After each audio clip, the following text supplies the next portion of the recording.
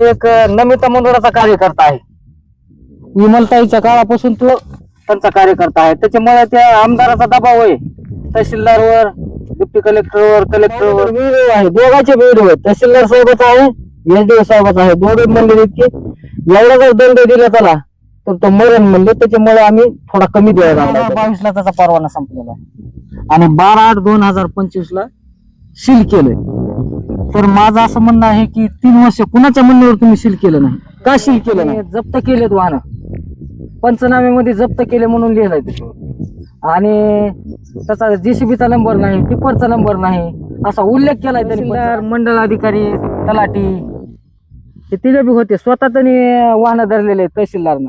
आणि पंचनाम्यामध्ये उल्लेख केला की वाहनाचे नंबर झालं, मध्यस्थी काहीतरी त्यांची मॅनेजमेंट झाली त्यांची.